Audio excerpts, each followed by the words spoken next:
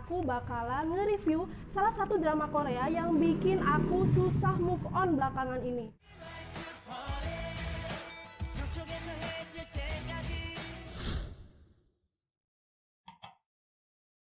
Hai, balik lagi di YouTube channel aku. Ini mah Mei. Hari ini dengan konten yang baru, aku bakalan menyapa kalian dengan menyajikan review-review dari drama Korea. Nah, pada video kali ini aku bakalan nge-review salah satu drama Korea yang bikin aku susah move on belakangan ini. Tapi sebelumnya teman-teman, mohon maaf banget ya kalau suara aku sedikit bindeng karena memang aku sebenarnya lagi sedikit flu. Tapi it's okay. Dan anyway teman-teman, selalu support aku dengan cara klik tombol subscribe dan juga klik lonceng yang ada di sebelahnya untuk mendapatkan notifikasi jika aku upload video baru. Sekarang ayo kita mulai reviewnya. Drama yang bakalan aku review sekarang adalah drama The King Eternal Monarch. Ya, drama The King Eternal Monarch tayang di stasiun TV SBS pada tanggal 17 April sampai 12 Juni 2020. Drama ini disutradarai oleh sutradara terkenal yaitu Baek Sang-hoon, dan Baek Sang-hoon sendiri pernah menyutradarai drama Love in the Moonlight, School 2015, Secret Love, dan Descendant of the Sun. Sedangkan penulis naskah dari drama ini yaitu Kim Eun-suk. Karya-karya Kim Eun-suk ini salah satunya adalah Goblin, The Ears, Mr. Sunshine, dan Descendant of the Sun. Ya, tepat sekali bahwasanya sang sutradara Baek Sang-hoon sebelumnya pernah bekerja sama dengan Kim Eun-suk dalam menggarap drama Descendant of the Sun.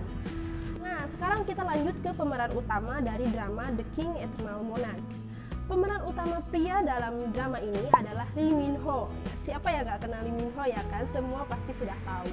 Lee Min-ho pernah membintangi drama hits lainnya, di antaranya Boys Over Flowers, City Hunters, The Ears, dan The Legend of Lucy.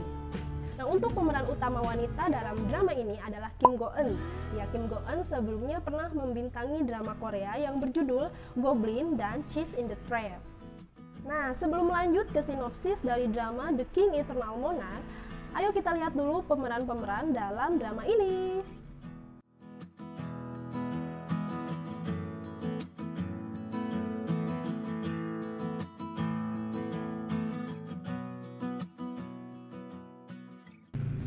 Pada tahun 1994 di kerajaan Korea terjadi sebuah kudeta yang didalangi oleh Ririm yang merupakan adik dari Raja Korea. Karena kudetanya tersebut, sang raja meninggal dunia akibat ditusuk pedang yang diayunkan oleh sang adik. Ini bermula dari Pangeran Ririm yang ingin merebut tahta raja dan juga ingin memiliki seruling Manpasikjo. Menurut legenda yang dipercayai di Korea bahwa sang pemilik dari seluring Manpasikjo ini akan memiliki hidup yang panjang. Pada saat kejadian, Lee-gun kecil yang merupakan anak dari sang raja menyaksikan sang ayah terbunuh di tangan pamannya sendiri. Pada saat menyelamatkan diri, Lee-gun menebaskan pedangnya ke arah Ririm dan membuat Manpasikjo yang dipegang Ririm terbelah menjadi dua. Kemudian Lee-gun dilukai di bagian leher oleh Ririm yang membuat Lee-gun tak berdaya. Tiba-tiba datang sosok misterius yang menembakkan pistol ke arah Ririm dan pasukannya yang membuat mereka kabur dan meninggalkan istana. Pada saat sang penyelamat pergi meninggalkan tempat kejadian, dia menjatuhkan sebuah ID card anggota kepolisian dengan foto seorang wanita yang bernama Letnan Jong Tae-eul. Tak berlangsung lama, Lee-gun kecil diangkat menjadi raja meskipun usianya masih 8 tahun. Nah, 25 tahun kemudian, Lee-gun yang tumbuh dewasa diperankan oleh Lee Min-ho. Ya, meskipun terlihat bahagia dan dikelilingi oleh orang-orang yang mencintainya, seperti Kepala Dayangno, Pangeran Buyong, atau Joyong yang merupakan pengawal pribadi sekaligus sahabatnya, tapi Lee-gun masih sering terlihat murung tatkala dia mengingat malam pengkhianatan 25 tahun silam. Lee-gun sebenarnya belum sepenuhnya percaya bahwa Ririm itu sudah meninggal. Meskipun jenazahnya sudah ditemukan dan diidentifikasi sebagai Ririm. Suatu hari di saat pertandingan mendayung, Lee-gun mengejar orang yang memakai jaket kelinci dan berfirasat bahwa orang itu adalah orang yang menyelamatkannya 25 tahun silam. Kenapa Lee Gun mengejar orang yang pakai jaket kelinci? Padahal bisa aja kan orang itu adalah orang lain atau random aja gitu, tiba-tiba ada yang lari pakai jaket kelinci. Nah, ini dikarenakan Lee Gun yang suka dengan kisah Alice in Wonderland, di mana Alice memasuki dunia dongeng karena mengikuti sang kelinci yang berlari. Nah, kita kembali ke cerita. Lee Gun mengejar orang yang memakai jaket kelinci sampai hutan bambu dan mengejarnya menggunakan kuda miliknya bernama Maximus. Ketika masuk ke hutan bambu, tiba-tiba Maximus berhenti dan terdengar suara seruling yang keras. Dan tiba-tiba muncul gerbang misterius di depan Lee Gun, dan tanpa pikir panjang, Lee Gun melewati gerbang itu bersama Maximus. Nah, singkat cerita, tibalah Lee Gun di Republik Korea. Tadi kan dia di Kerajaan Korea, sekarang dia ada di Republik Korea. Nah, dia mulai kebingungan dan melihat sekeliling, yang jelas-jelas ini bukan di Kerajaan Korea nih. Pada saat itu datanglah petugas kepolisian, yaitu Jong Tae-eul yang menghampiri Lee Gun. Dia diberhentikan karena mengganggu lalu lintas dan karena Lee Gun memakai kuda. Jelas saja dia menjadi pusat perhatian banyak orang. Tapi Lee Gun lantas turun dari kudanya dan langsung memeluk Jong Tae-eul sambil berkata,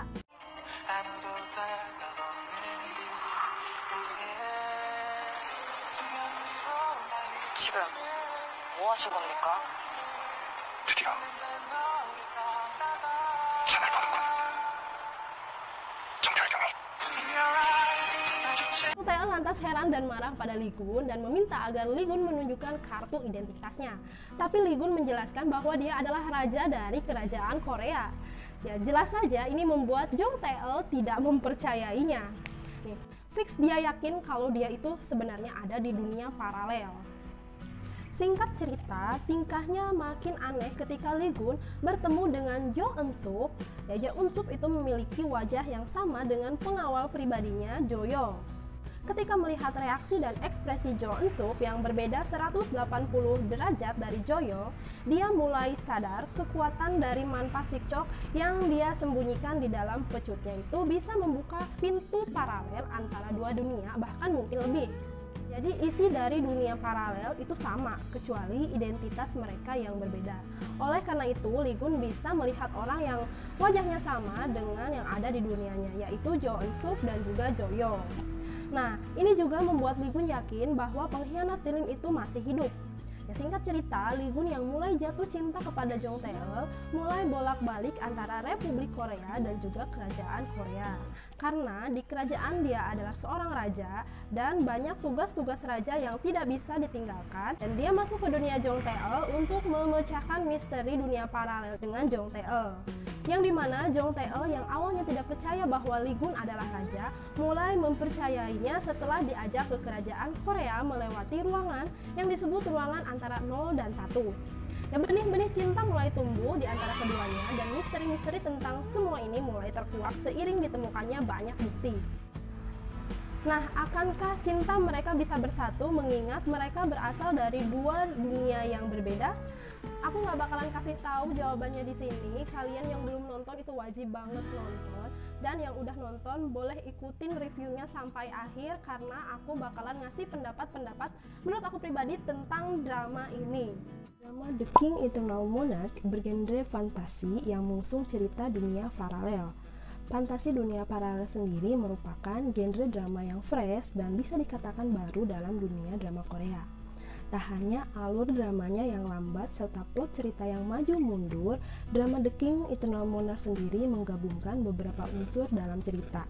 Nah, mulai dari unsur pengetahuan, sejarah, intrik politik, serta sastra dan beberapa filosofis. Drama Korea kan pada umumnya lebih mengusung cerita dengan sedikit teori dan dengan alur yang ringan hingga mudah dipahami, tapi The King Eternal Monarch sebaliknya. Tidak heran drama ini begitu berjaya di hati para penggemarnya. Nah, karena banyak unsur yang udah aku sebutin tadi nih di drama ini, membuat drama ini terkesan terlalu berat untuk dicerna, terutama buat aku pribadi nih yang sedikit lemot ya. Tapi semua keruwetan itu bakal terbayar dengan episode terakhir yang mengesankan. Ending dari drama ini menurut aku pribadi adalah ending yang sangat manusiawi dan masuk akal. Karena Aku nggak bakalan cerita di sini karena kalian harus nonton, dan aku tahu perasaannya orang yang belum nonton tapi di spoilerin itu kayak gimana. Jadi cus nonton aja ya. Dan mungkin bagi sebagian orang ending dari drama ini tuh sedikit gantung ya. Aku nggak bermaksud mau ngasih spoiler, tapi memang ada beberapa orang yang beranggapan bahwa ending dari drama ini tuh gantung. Tapi balik lagi ya, kalau menurut aku pribadi sih ini ending yang paling masuk akal. Aku mau ngasih tepuk tangan buat Kim In-suk, Jakanin, dan semua pemeran yang ada di drama ini yang udah bikin malam Sabtu dan Minggu aku penuh dengan teori dan penuh dengan kegibahan ngomongin si TL sama si Lee Gun ini yang kayaknya cocok ya kalau misalkan beneran sama-sama di dunia nyata. Termasuk juga kebingungan tentang si Yoyo Boy itu siapa. Pasti kalian yang udah nonton sampai akhir juga pasti pada bingung ya. Buat kalian yang tahu teorinya boleh komen dong di bawah. Yang jelas yang bikin aku nggak bingung dan mungkin kalian nggak bingung dari si Yoyo Boy ini adalah satu yang jelas ya, yaitu kegantengan dia ketika dia dewasa. Gak bisa berkata-kata lagi. Pantesan ya dia tuh selalu disorot dan dia tuh paling bening sendirian. Ternyata dia tuh ada peran loh di drama ini. Nah, kita lanjut ke review dari pemeran dari drama ini. Yang pertama adalah Lee Min Ho yang memerankan sebagai Raja Lee Gun. Nah, udah nggak usah diraguin lagi ya kalau aktingnya Lee Min Ho itu selalu membuat aku pribadi puas dan terkesima ya. Gimana enggak, dia sekarang memerankan seorang raja. Dan karismanya, wibawanya sebagai raja itu benar-benar muncul, apalagi ketika menyangkut pautkan dengan keselamatan rakyat. Dan juga ketika dia memecahkan masalah demi masalah dengan teori-teori atau rumus-rumus matematiknya. Aku di sini suka banget sih ya dengan karakter Lee Min Ho yang seperti ini. Jadi top banget lah buat Lee Min Ho. Oppa. Nah, sekarang lanjut ke Kim Go Eun ya. Karakter dan peran Kim Go Eun di sini tuh memang berbeda dari peran dia sebelumnya. Kan sebelumnya di Goblin dia tuh sebagai anak sekolahan. Kalau di sini dia lebih dewasa, tapi tetap aku acungin 4 jempol. Kalau yang di bawah bisa naik, aku acungin 4 jempol buat Kim Go Eun. Dia tuh totalitas banget, apalagi waktu dia meranin scene yang waktu dia dikejar-kejar sama pasukan Lirim tuh di kerajaan Korea dan diselamatkan sama Lee Gun. Dia tuh kan berdarah-darah sambil nangis. Aku sampai ikutan nangis di sana. Saking dia menjiwainya dari dulu sih ya, dari Goblin pun ketika dia kehilangan ajusinya kan nangis tuh. Pokoknya kalau dia udah nangis tuh udah keluar banget lah auranya. Nah, terlepas dari itu dia juga kan mainin beberapa karakter di episode terakhir seperti tentara dan juga bahkan sampai artis yang memenangkan award. Itu mah jago banget lah, aktingnya juara banget. Salut untuk Kim Go Eun.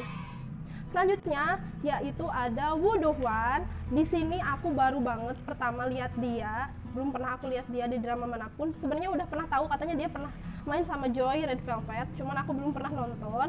Tapi kali pertama aku lihat aktingnya dia tuh udah salut banget sih ya. Dia bisa peranin dua karakter yang berbeda di drama ini, which is ada Jong-sup dan juga Jo-young. Jong-sup yang memiliki karakter yang kekanak-kanakan, bahkan dengan dialek Busannya Woo Do Hwan mampu memerankannya. Dan Jo-young yang memiliki sifat yang berwibawa, elegan, bahkan memiliki suara yang besar dan berat, dia juga mampu memeraninnya. Aku salut banget nih sama Woo Do Hwan. Nah, yang terakhir itu dari pemeran Kang Shin Jae yang diperankan oleh Kim Young Nam. Ini juga menurut aku bagus banget aktingnya, meskipun aku baru pertama kali lihat dia di drama, tapi menurut aku udah pas banget penjiwaannya sebagai orang yang kebingungan siapakah aku ini, dari manakah asal aku. Dan menurut aku chemistry yang tercipta dari Kang Shin Jae dan juga Jong Tae-eul juga kuat ya di sini sebagai partner, dan juga yang jelas dia sudah dianggap sebagai keluarga dari keluarga Jong Tae-eul. Nah, drama ini kan berkisah tentang dunia paralel ya, jadi sedikit banget cerita romansnya. Jadi menurut aku cocok banget buat aku, terutama yang suka drama-drama misteri. Sebenarnya aku lebih suka ke thriller, terus drama-drama action. Kurang suka drama yang tingkat keunguannya tuh tinggi. Tapi buat kalian yang suka drama bergenre romance, ini akan sedikit tidak cocok dengan kalian, karena sekali lagi ini romansnya itu sedikit ya, jadi lebih banyak ini misterinya atau teorinya. Tapi kalian pasti bisa menikmatinya ya beberapa persen lah. Nah, untuk sinematografinya ini bisa dibilang sangat menyegarkan mata dan terkesan sangat sesuai. Jadi warna-warnanya itu lembut, jadi backgroundnya itu lebih mendominasi mulai dari wardrobe hingga interiornya. Namun ada kesan yang berbeda ketika penonton dibawa masuk ke scene istana. Nah, ini ditandai dengan keeleganan dan kemewahan dari istana. Jadi warna-warna emasnya ini sangat mendominasi dan ada kayu-kayu yang memberi kesan vintage dan elegan di setiap sudutnya. Nah, kita berlanjut ke review visual effect dari drama ini sendiri, itu sama kerennya juga. Terlebih pada scene dimana waktu bisa berhenti dan hanya Lee Gun dan Lirin yang bisa merasakannya. Pada saat itu kan ada scene di mana waktu berhenti saat TL mengikat rambutnya, dan disitu visual efeknya sangat bagus banget, sangat masuk banget ke penjiwaan penonton yang bikin baper parah. Nah, juga ketika scene dimana Jo Eun Suk dan juga Jo Young berada dalam satu frame yang sama, ini sih editingnya jago banget sih kalau menurut aku. Meskipun pada saat Jo Young saling peluk dengan Jo Eun Suk tuh masih kelihatan ya belakang rambut Jo Young dan Jo Eun Suk itu sedikit berbeda, pundaknya juga sedikit berbeda, tapi aku acungin jempol banget buat editor dari drama The King Eternal Monarch. Yang terakhir yaitu soundtrack dari drama ini juga enak-enak banget untuk kalian dengerin. Ada My Day Is Full of You yang dinyanyikan oleh Wendy featuring Jiko Block B, dan juga ini sih yang paling enak, Orbit dari Hwasa. Nah teman-teman, kalian pasti aneh dan bingung kenapa aku closing di latar yang berbeda. Ya, jadi kemarin aku udah filming dan beberapa part dari video itu entah terhapus atau tidak terekam, jadi intinya nggak ada. Jadi aku kembali filming di latar dan juga waktu yang berbeda. Dan inilah review drama The King Eternal Monarch versi ini Mahme. Gimana, kalian sependapat dengan aku atau kalian punya pendapat lain? Boleh komen di kolom komentar ya. Support aku dengan klik tombol subscribe dan juga tombol lonceng di sampingnya, dan juga jangan lupa untuk like, komen, dan share ke seluruh sosial media yang kalian punya. Dan kita berjumpa di review selanjutnya. Bye.